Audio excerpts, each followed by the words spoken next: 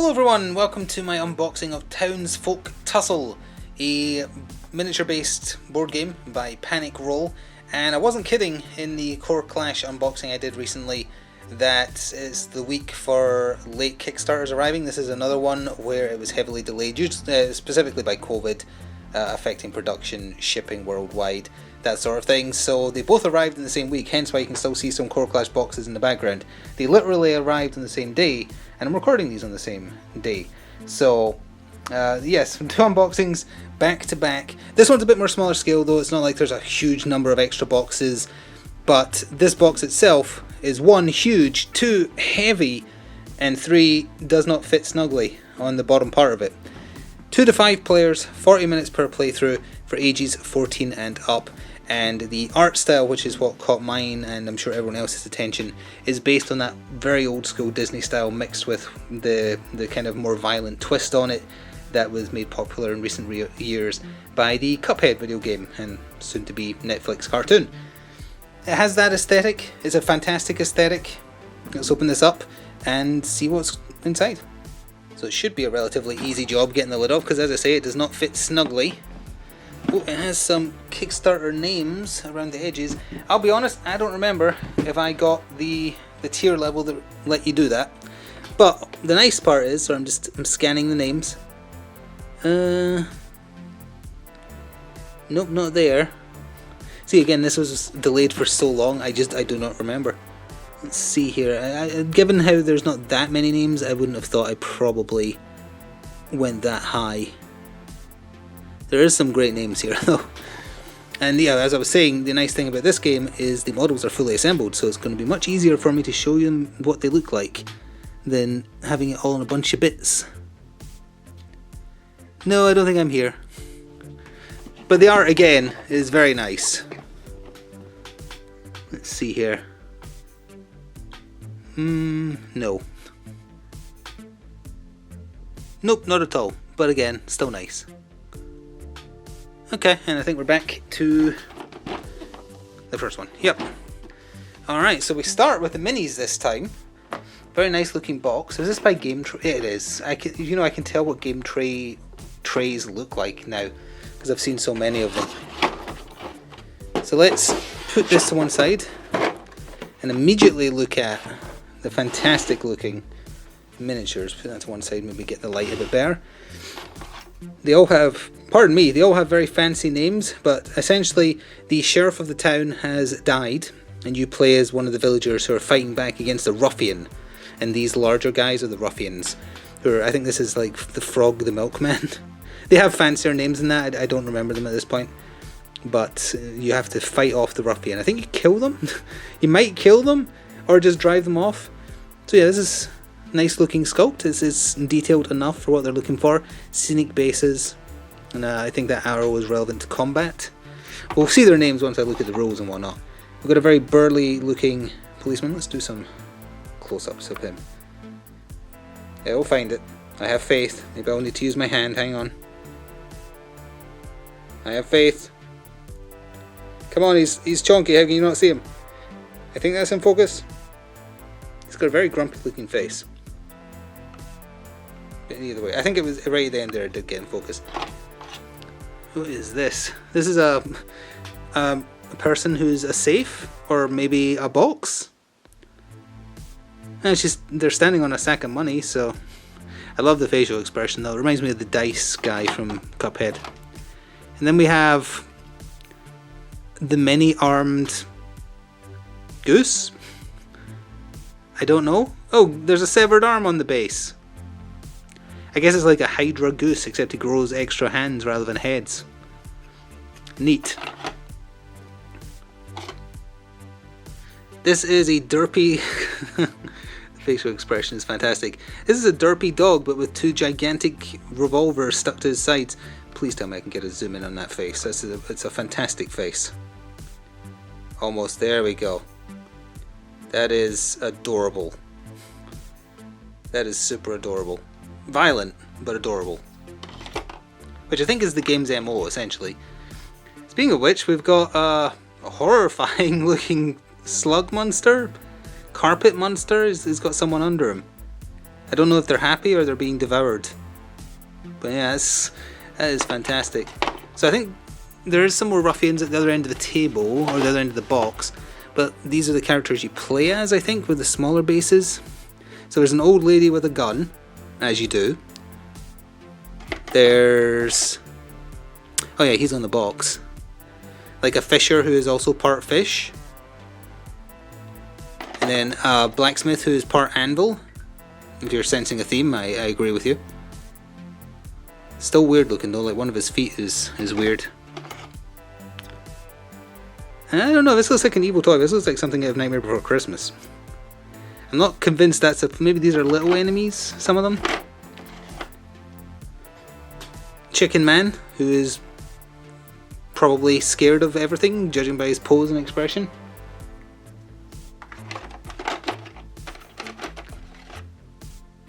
Oh, he is just... oh. Clown with broken back and belly mouth. There was a ghost like that in the Ghostbusters cartoon. I have the toy of it. I think he was a postman though. Then a brat with a baseball bat. As you do as well. Alright, I've spun the board around so that we can take a look at the other ruffians.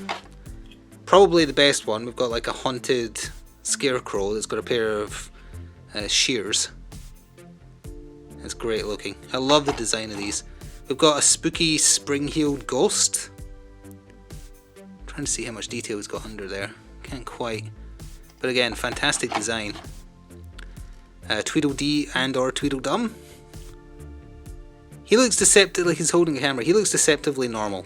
Oh, but he is also surrounded by severed limbs. So, you know. And then we've got, like, oh, conjoined twins. One of them's got a sword, one of them's got a bell. It's a dangerous looking sword. Huh. Last two. A princess of sorts with a knife thing. She's got a thing for knives. There's knives everywhere. Yeah, there's just knives everywhere. And then a pram that's come to life, or a what do you call it, filled with dirt, and a grave, and the ghosts of the graves, and also the dirt has come alive. And a wheelbarrow, that's the word I was blanking on. And the wheelbarrow is also alive, as you do. Those are fantastic sculpts. I presume this is for card storage, but I'll get these out of the way and we can have a look. So, first thing in the box after the miniatures is the rulebook. Doesn't seem too large. Again, it was long enough. Oh no! There's the sheriff, he got murdered. Say it ain't so, the sheriff of Eureka Springs has been murdered. With no one guarding its gates, ruffians are coming in droves to take advantage of a defenceless town. Is this the end for Eureka Springs? Of course not! So you play as the townsfolk fighting back against the ruffians, as stated. Wonderful. Oh yeah, there's the name of them. The little kid is just called Bort. Okay. The cop's called Dozy. I see. One of the playable hero characters, the Chicken Man, is called Henlo. Okay, that's neat. So then this is just about how the game plays. It's played on a small board, as you can hopefully see in the top left there. It's not like a huge, like, 3x3 or anything. Fantastic art throughout as well. So the ruffians get a turn, they're on the map as well. They're gonna kill you. You find gear to kill them with, like guns and whatnot. The results. Oh, these are story things. I don't want to spoil these, sorry. Let's just flip through those. The graveyard. My name could be in here, but again, I don't remember ever putting in like a message. I don't think it did. Let's see. Extra bits, random FAQs, quick rules, which is handy. 31 pages. Quick reference on the back for terrain as well. Yeah, okay. Okay, I did a break there just to quickly read through these just to see, because again, I don't remember if I ever did. Sadly not, but there is some fun ones here, like somebody's quote is never pay more than $20 for a board game. What are you going to do about it? Stab me? You know, stuff like that. That's fun. So that's a rulebook. Next is whatever this is. Oh, it's a map. Property of Bort. Things to do. Take a pic of the sheriff. Stay clear of the woods. Oh. I see. So it's a map of the land in which this is set. It really does look like a like you could see Cuphead moving from level to level in this. And Mugman. Wait, did I get 2 of them? Apparently I got 2 of them. That probably feels like a... These are identical, right? Evil Woods. Yeah, they are identical. I feel like that's probably an error. But thank you anyway. I appreciate the extra map. And then we move on to some of the push out cardboard. Oh yeah, just satanic symbols that are the wrong way around. Evil waves. These are water elements for the level boards themselves. They are double-sided, so the water's like being drained. The crops have become, or rather the satanic symbols become crops. Crop circles. I get it. What do we have next? Let me see, I need to come around here. Points, or pennies, with which to buy gear, I believe. Again, I remember very little with about how this plays. Georgie, Iron Gut, Quintus, Binch, Yancey, Plover, Blopping Twins. Sure, if you say so. Maybe that's how you pick which person you're going up against, if you don't want to just select one. Some more scenery elements. Got a barn, a lake, corn with some kind of demon living in it. Then on the other side, oh, those are the same on the other side. Oh no, the graves aren't. You can grave rob, because that's the graves, and then that's grave robbing. Ha! Maybe we have to find the sheriff, like where he's buried. That vaguely rings a bell. So this one's falling out a little bit, but we have some woods, a blepping cat, some dog biscuits. Okay. Oh, as indeed one of the bits of card did fall out. It's a very thick card. It's a very high quality card. So then we've got pop-outs of the miniatures. Oh, it's meant to be an ostrich, the thing with many hands. I don't know what these are for. Maybe if you don't want to... Maybe there was an option not to have the miniatures. I don't remember. These are your ruffians. Look at that derpy dog. He's standing on blood. That's adorable. He thinks he's a murderer. He might be. So then we have the board itself. And then I have no idea what's next. I don't know if I have enough room currently on the desk, or the table rather, to show you the maximum play space. It looks like 2x2 to me. Yeah, I would say it's 2x2, right? Roughly speaking. I have it upside down, of course I do. But that's the play area. But again, you customize it by doing that additional cardboard to create like barns and whatnot. So let's see what's next in the magic box. Oh, they're actual boxes, some of them. What is this? I presume this is used for play. Pay 2 coins per Townsfolk collectively. Oh yeah, this is the shop. So this is where you buy stuff.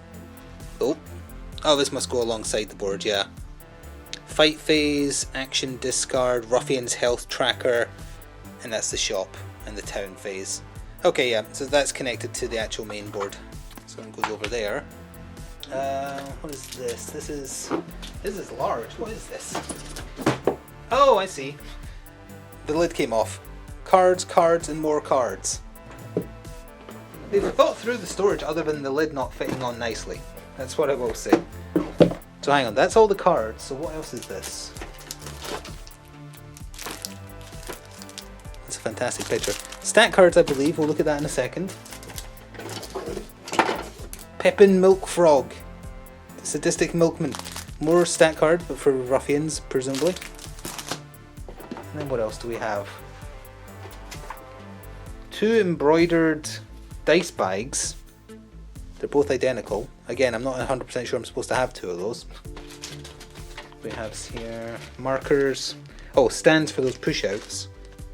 Markers with silica gel in them. Starting gear cards. Is that a hologram? We're going to open that. And then whatever these are, we're going to open those as well. There's a bunch of dice.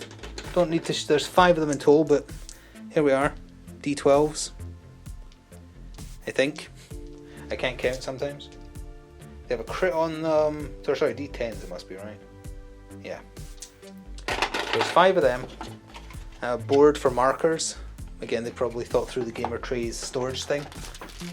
And a stand for something. I'm not sure what. Okay, so the main thing though is all this card. Let's just get that back in there. There we go. Let's start with these cards. See what they are. I think these are like attacks that the ruffians do.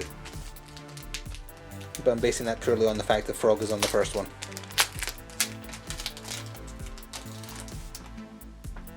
The back, oh no, it's not a hologram, but doesn't it look like it should be a hologram? It's very strange. Let's see here. Final fight terrain milk times 5. I have no idea what any of this means, I just love the art. I think it's how they influence the final battlefield when you're trying to kill them. Of course the dog has dog biscuits. Oh look, he likes eating eyeballs. That's adorable. He seems to be stealing eyebrows. That's slightly disturbing. Town events. Terrain deck. Okay. Not sure what some of that means. Just put those back in the box there. Actually, they probably go in here, right? Because this is for all the cards. But I'm not sure where. And as per usual with Kickstarters that have gamer trays collaborations, like the Resident Evil 3 board game, they don't include a thing telling you where everything goes. For the Resident Evil 3 board game, you had to look up a YouTube video. That's how you did it. Starting gear, peddler's gear, ruffian gear, unique gear. I guess these are just for like marking things on the board, because then you take them, presumably. Okay, the stat cards are huge, so let me get these open. So these are very thick cardboard, which I appreciate, because that means they're important, that means you're not going to lose them, unlike, to go back to the Resident Evil 3 one, the keyboard you need to play multiple games being just a literal thin bit of paper. So I appreciate this, that they took the time and the effort. This is the main stat cards for the enemies. It has lore, it has their special rules, it has their health, it has their weaknesses. Oh, and then for the fight against them, it has all that information on the other side, how to beat him, where he's set up. Yeah, that's really neat. So again, don't need to look at specifics really, because I wouldn't be able to tell you them, because it's been so long since this Kickstarter was backed. Oh, she has like telekinetic knife powers. Will Barlow. King and Queen. The derpy dog is just the best. Look, he's murdered that entire room full of people and he's just derping. Fantastic art. Like, absolutely excellent. That's definitely the eye-catching thing. Hopefully the game is also enjoyable to play, of course. Put them to one side. So then we have the player stats, I believe, which might take up a bit of room. They do seem a bit overly large. Oh yeah, they've actually got inserts. So probably for those markers we saw, yeah. These are all indented, so health, movement, moxie, accuracy, what's equipped in your left and right hands, your accessory, your legs, your chest, your head, starting gear. So it's a bit like Munchkin in terms of like you start with stuff and then some lore on the back. Henlow Bulwark. He's laying an egg. Georgie Irongut. The Blopsy twins, so they are a hero. Norman Fishboy. Granny Melba, that's disturbing. And Quintus Binch. He is indeed a playable character. He's got a skill called Petty Theft. Nice. So all that leaves is the absolutely massive amounts of cards here. I don't know if I want to open them yet because I want to try and find if they've done any kind of official, like, here's where you store everything. They obviously fall into the categories that we just saw. So there's like awards, gear, items and whatnot. So let's see, reckless. Injured turn adjacent to the ruffian. If you achieve this, plus 2 pennies or damage the ruffian by +1. And then what have we got here? 3 different colours of card. Yeah, so these are like items and whatnot. 3 in onesie. +1 max HP, +1 movement, +1 moxie. Cannot have gear equipped to your leg slot while 3 in 1 onesie is equipped. It presumably costs 12 maybe. So yeah, these are all your items. And these are specifically shop items, or the blue ones. Stolen candy is accessible. It's an accessory and consumable. Discard it. You may place yourself in an empty square on the landscape. I'm not quite sure how candy teleports you, but sure. And then what do we have here? Turn cheat sheet. So this is quick reference. In town events. This is Royal Introduction. Just got to the town. Okay, so these must be specific event cards because this is for the Queen and Quen. And then crit hit. Upon landing a critical hit on the ruffian, roll. So you could do something nastier. So you roll one of the d10s and see what happens. Blood will flow as will Barlow. Yeah, and these are cards for what the ruffians do, I guess. Again, I don't really want to open all these until I know specifically where they all go. Hopefully that information is out there somewhere. I really hope so. And this is another game that we'll be trying out on the channel, hopefully at some point. Maybe starting unpainted just to see how it is. You can actually see, I just noticed, on the rulebook it does show you that you do need a bit more room compared to just the 2x2 play area. You need the thing on the side with the enemy you're after, and you need the town thing on the other side as well, I think. It's neat. The art style is what caught my attention of this, and the fantastic looking miniatures. Hopefully the game plays well, and hopefully we'll get the chance to find out in the future, but the quality of everything here is great. Like the player cards, fantastic. The boss cards, excellent quality. The miniatures looked excellent quality. No complaints at all. Looking forward to learning more about this game, and we'll hopefully do that in the future. Thank you very much for watching this unboxing though of Townsfolk Tussle by Panic Roll. I hope you enjoyed, and I'll see you in the future for more. Ta-ta for now.